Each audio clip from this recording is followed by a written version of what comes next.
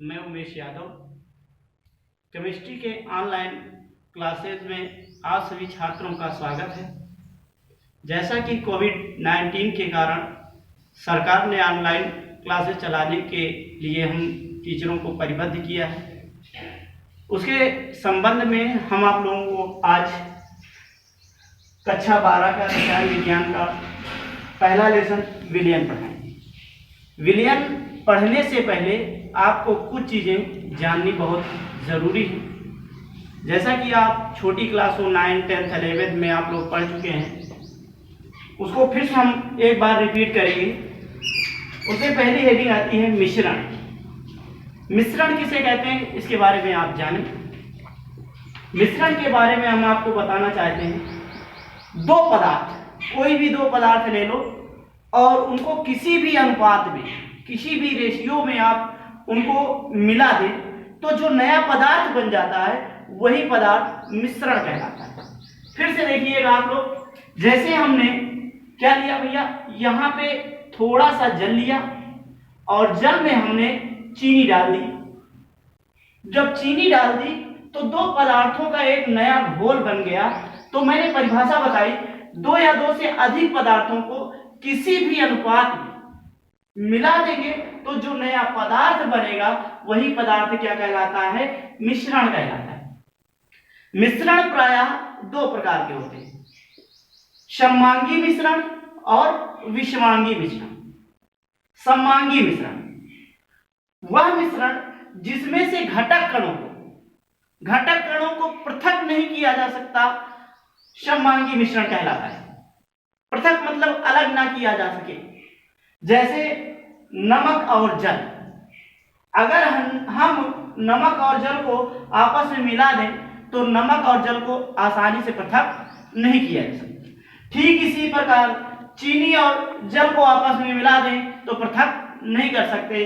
इस प्रकार के मिश्रण को हम क्या कहते हैं, सममांगी मिश्रण कहते हैं। इसी का जस्ट उल्टा वह मिश्रण जिसमें से घटक कणों को पृथक किया जा सकता हो। घटक कण मतलब जिससे मिलकर बना हो। जैसे बालू और जल, अगर बालू और जल को हम पहले मिला दें, उसके बाद जल को हम क्या करें, वाष्पित कर दें, तो बालू मेरा नीचे क्या हो जाता है, बैठ जाता है। इस प्रकार हम दोनों का आसानी से क्या कर सकते हैं, अलग कर सकते हैं। तो ये हो गया, आपको मिश्रण के बारे में हमने आपको बता दिया। उसके बाद इस लेसन की जो पहली हेडिंग आती है वो है विलयन।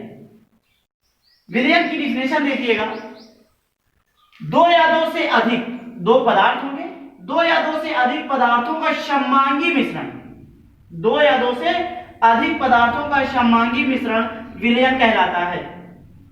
जैसे अगर एग्जांपल लें, नमक और जल, दो या दो से अधिक पदार्थों का सममांगी मिश्रण विलयन कहलाता है।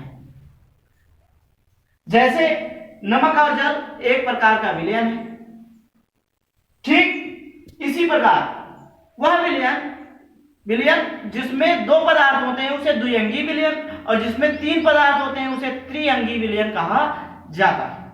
वह विलयन जो दो पदार्थों से मिलकर बना होता है उसे द्विअंगी विलयन, और जो तीन पदार्थों से मिलकर बना होता है इसे त्रिअंगी विलयन कहा जाता है।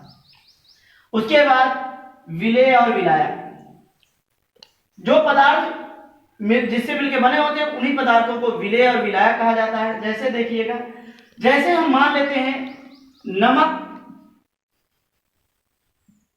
और हमने जल लिया है, तो इसी में एक विलेय है और एक विलायक है। तो हम कह सकते हैं, अगर हम एक बाउल लें और उस बाउल में हम जल को भर दें और चीनी को उसमें हम ले जाके मिला दें, तो हम परिभाषा कह सकते हैं, जैसे हमने नमक को जल में मिलाया तो घोल बन गया।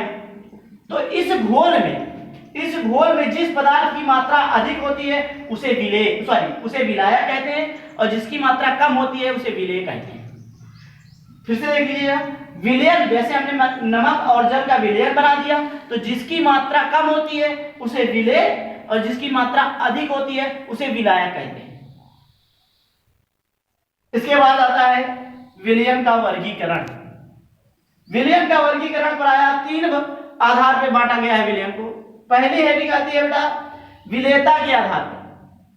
विलेयता के आधार पर विलयन प्रायः 3 प्रकार के होते हैं: संतृप्त विलयन, असंतृप्त विलयन, अति संतृप्त विलयन।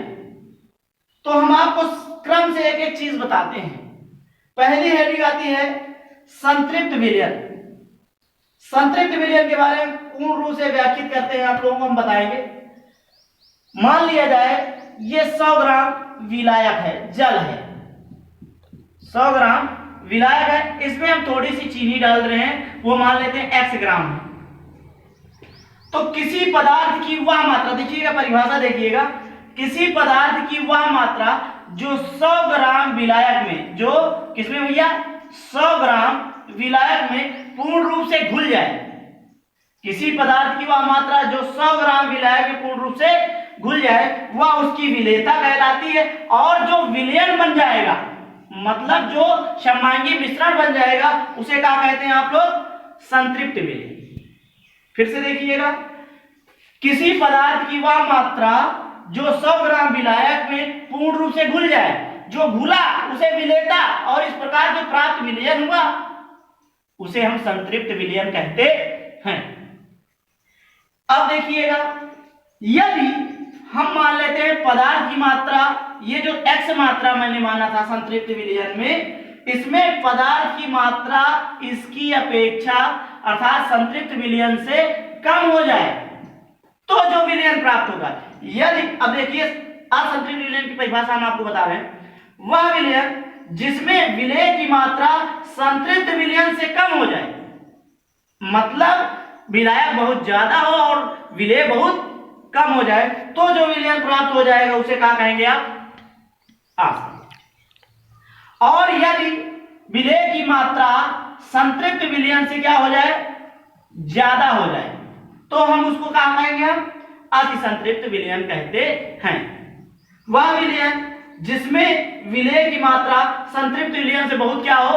अधिक हो, उसे हम क्या कहते हैं? अति संतृप्त विलयन कहते हैं। इस प्रकार आप लोगों को उम्मीद करते हैं कि विलेयता के आधार पे विलयन भली भांति समझ में आ गया होगा। अब हम आप लोगों को बताएंगे विलेय पदार्थ की मात्रा के आधार पर, विलेय पदार्थ की मात्रा के आधार पर विलयन को